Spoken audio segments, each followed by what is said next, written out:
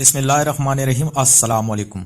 دور نبوت کا بدترین فرعون ابو جہل اپنے زخم سے چور جسم کے ساتھ موت کا منتظر تھا کہ اتنے میں حضرت عبداللہ بن مسعود رضی اللہ تعالی عنہ وہاں پہنچے۔ آپ نے اسے داڑھی سے پکڑا اور گردن پر پاؤں رکھ کر جو زور سے دبایا تو مالون کی آنکھیں پھٹ پڑیں اور کہا، اے دشمن خدا، تو فرعون سے بھی بدتر ہے۔ ابو جہل کی زبان کھینچی چلی آتی تھی مگر پھر بھی تمسخر اڑانے سے باز نہ آیا۔ دوستو، یہ وہی ابو جہل ہے جس نے پوری زندگی پیارے آقا صلی اللہ علیہ وآلہ وسلم کو اذیت دینے میں گزار دی۔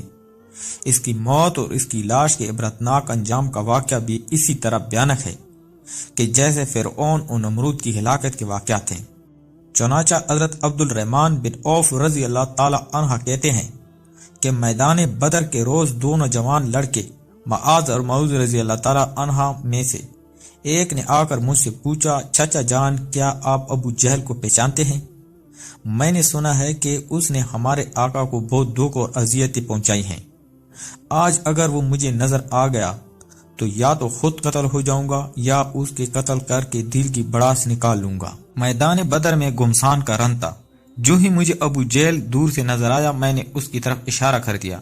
ابھی اشارہ ہی کیا تھا کہ دونوں لڑکے باز کی اس رفتار پر اس پر جھپٹ پڑے۔ ابو جہل اونٹ پر سوار پھرتیاں دکھا رہا تھا۔ انہوں نے جاتے ہی جو اس پر پہلا وار کیا تو اس کا پاؤں پڈلی سے جدا ہو گیا۔ ابو جہل کراتا ہوا اونٹ سے نیچے گر پڑا۔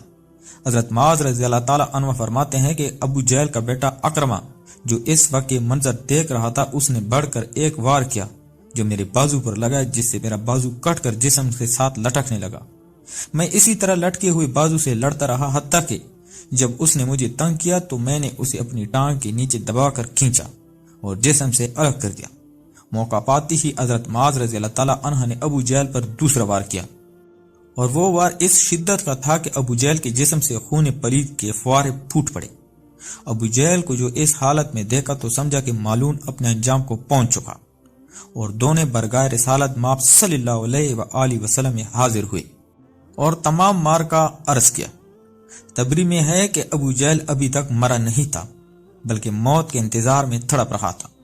جب مارکہ بدر اپنے اختتام کو پہنچا تو پیارے آقا صلی اللہ علیہ وآلہ وسلم نے صحابہ کو حکم فرمایا، ابو جہل کو تلاش کرو۔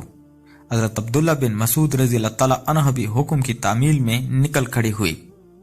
حضرت ابن مسعود کہتے ہیں، آپ صلی اللہ علیہ وسلم نے ابو جہل کی ایک نشانی بھی بیان فرما دی۔ آپ صلی اللہ علیہ وآلہ وسلم نے فرمایا، اگر تم مقتلین میں سے دیکھو اور ابو جہل کو نہ پاؤ تو دیکھنا اس کے گھٹنے کی جگہ زخم کا نشان ہوگا، اور نشان اس طرح بنا کہ ایک مرتبہ میں اور ابو جہل عبداللہ بن جدعان کی دعوت میں گئے۔ ہم دونوں لڑکپن میں تھے اور میں اس سے ذرا دبلا تھا۔ وہاں کچھ معاملات ہوا کہ جس کی وجہ سے میں نے اسے دھکا دے دیا، جس سے وہ زمین پر گرا اور اس کے گھٹنے پر خراش لگی۔ زخم تو ٹھیک ہو گیا مگر اس کا نشان باقی رہ گیا۔ ابن مسعود رضی اللہ تعالی عنہ بیان کرتے ہیں کہ میں نے میدان میں جا کر کافروں کی لاشوں کو پلٹ پلٹ کر دیکھتا رہا کہ مجھے ایک جگہ خون میں لت پت ابو جہل نظر آ گیا، اس میں ابھی بھی سانسیں باقی تھی۔ پھر میں نے گھٹنے پر نشان دیکھا تو وہ بھی نظر آ گیا۔ جب مجھے کوئی ابہام باقی نہ رہا تو میں نے اس کی گردن پر پاؤں رکھا اور اس کی داڑھی کو پکڑ کر زور سے کھینچا تو اس کی آنکھیں پھٹ پڑیں۔ میں نے کہا، اے دشمن خدا، اللہ نے اب تو تجھے ذلیل کر دیا۔ کہنے لگا، میں ذلیل کیا ہوا؟ میں تو اس شخص کا بدلہ لینے آیا تھا جسے تم نے قتل کر دیا۔ اچھا بتاؤ فتح کس کی ہوئی؟ میں نے کہا، اللہ اور اس کے رسول صلی اللہ علیہ وآلہ وسلم کی۔ پھر کہنے لگا، ابن مسعود، اے بھیڑوں کے چرانے والے، تو بہت اونچی جگہ چڑھا ہے۔ دوسرا قول یہ ہے کہ حضرت عبداللہ بن مسعود نے کہا، اے ابو جہل، تیرا قاتل میں ہوں۔ کہنے لگا، نہیں، تجھ سے پہلے غلاموں نے اپنے آقا کو قتل کیا ہے۔ اور قول یہ بھی ہے کہ جب ابن مسعود رضی اللہ تعالی عنہ اس کے سینے پر چڑھ بیٹھے تو آپ نے کہا، اے دشمن خدا، تو فرعون سے بھی بدتر ہے، کیونکہ اس نے غرق ہوتے وقت ہی کم از کم اپنے ناپسندیدہ کردار کا اعتراف کرتے ہوئے انصاف سے کام لیا تھا۔ تیرا بھی وہی حال ہے، پھر بھی تو اس حالت میں گمراہی اور ضلالت پر اصرار کرتا ہے۔ اس کی جواب میں وہ ملعون کہنے لگا، تم اپنے آقا سے کہہ دو، اے محمد صلی اللہ علیہ وآلہ وسلم، میں اس دنیا سے رخصت ہو رہا ہوں اور میرا تجھ سے بڑھ کر کوئی دشمن نہیں ہے۔ یہ سننا تھا کہ آپ نے اس کی تلوار سے اس کا سر تن سے جدا کر دیا۔ آپ نے اس کا سر اٹھایا اور تاجدار رسالت صلی اللہ علیہ وآلہ وسلم کے سامنے لا کر پٹخ دیا اور کہا، یا رسول اللہ صلی اللہ علیہ وآلہ وسلم، یہ رہا ابو جہل کا سر۔ پیارے آقا نے فرمایا، قسم ہے اس ذات کی جس کے سوا کوئی معبود نہیں، یہ اسی کا سر ہے۔ آپ صلی اللہ علیہ وسلم کا یوں فرمانا اظہار تشکر سے تھا، ورنہ آپ تو اس معلوم کو بخوبی جانتے تھے۔ حضرت عبداللہ بن مسعود نے عرض کیا، واللہ یہ وہی ہے۔ اس پر آپ صلی اللہ علیہ وسلم اٹھے اور سر کے پاس جا کھڑے ہوئے اور خوب غور سے دیکھ کر فرمایا، یہ شخص اس امت کا فرعون ہے۔ اللہ کا شکر ہے کہ ایک دشمن دین ہلاک ہوا۔ ایک دوسرے روایت میں ہے کہ سجدہ تشکر ادا فرمایا، اور ایک اور روایت میں ہے کہ نماز شکرانہ ادا فرمائی۔ اس کے بعد آپ صلی اللہ علیہ وسلم نے حکم دیا کہ ان کو فلاں کنویں میں ڈال دیا جائے۔ چنانچہ صحابہ کرام رضی اللہ تعالی عنہ نے سردار قریش کو ٹانگوں سے گھسیٹ کر کنویں میں ڈال دیا، اور اسی طرح ابو جہل کے سر کو اور اس کی سر کٹی لاش کو بھی ٹانگ سے گھسیٹ کر کنویں میں ڈال دیا۔ یوں 24 سرداریں قریش کو اس کنویں میں پھینکا گیا۔ اس کے بعد آپ صلی اللہ علیہ وآلہ وسلم نے مزید 3 روز بدر میں قیام فرمایا، اور جب وہاں سے روانہ ہوئے تو اس کنویں پر گئے جہاں کفار مکہ کے لاشیں پھینکی گئے تھے۔